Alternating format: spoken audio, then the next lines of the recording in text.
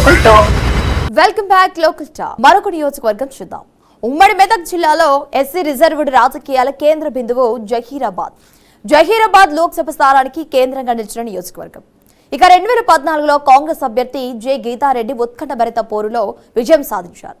TRS అభ్యర్థి K మాణిక్రావుపై కేవలం 842 ఓట్ల స్వల్ప మెజార్టీతో గెలుపు నమోదు చేశారు. ఇక 2018లో కె మాణిక్రావు ఘన విజయంతో గులాబీ జెండా ఎగిరేస్తుంది. కాంగ్రెస్ అభ్యర్థి జె గీతారెడ్డిపై 34,473 ఓట్ల భారీ మెజార్టీతో విజయం సాధించారు. 2023లో రాష్ట్ర వ్యాప్తంగా ప్రతికూల పరిస్థితుల మధ్య కె మాణిక్రావు సీటు నిలబెట్టుకున్నారు.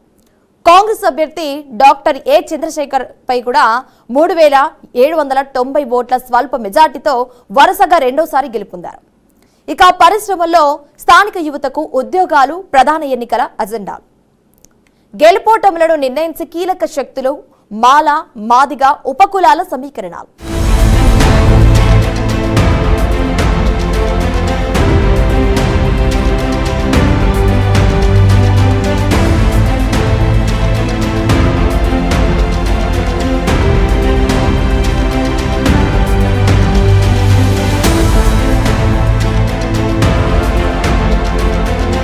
ఇక జహీరాబాద్ రాజకీయాలను పరిశీలిస్తే కె మాణిక్రావు పేరు తప్పనిసరిగా వినిపిస్తుంది. 2014లో స్వల్ప తేడాతో ఓటమి చవి చూసిన నాయకుడు 2018లో భారీ మెజార్టీతో పునరాగమనం చేసి 2023లో ప్రతికూల రాజకీయ పరిస్థితుల మధ్య కూడా విజయాన్ని నిలబెట్టుకోవటం ఆయన రాజకీయ ప్రయాణానికి ప్రత్యేకతను తీసుకొచ్చింది.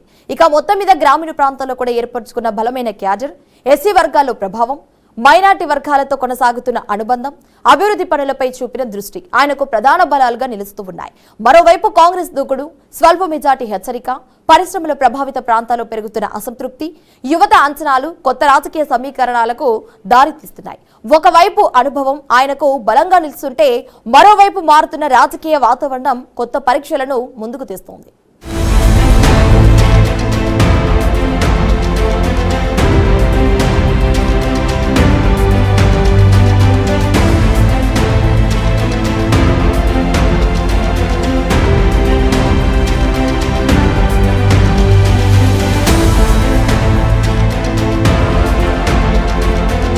ఇప్పుడు రాజకీయ బలం ఏంటో చూద్దాం.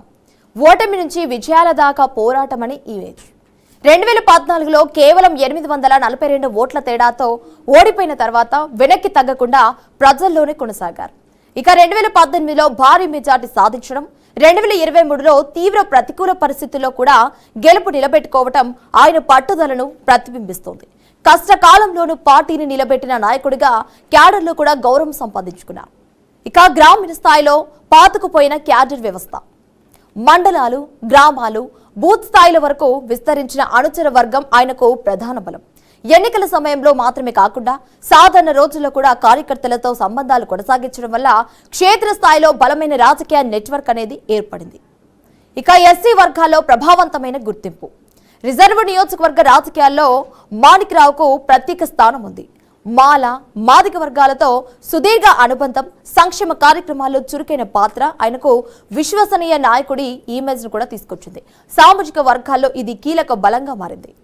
ఇక అభివృద్ధి పనుల ఆధారంగా రాజకీయ స్థిరత్వం. జహీరాబాద్ పట్టణ అభివృద్ధి, రోడ్లు, మౌలిక సదుపాయాలు, తాగునీటి పనులు వంటి అంశాల్లో తన ముద్ర వేశారు.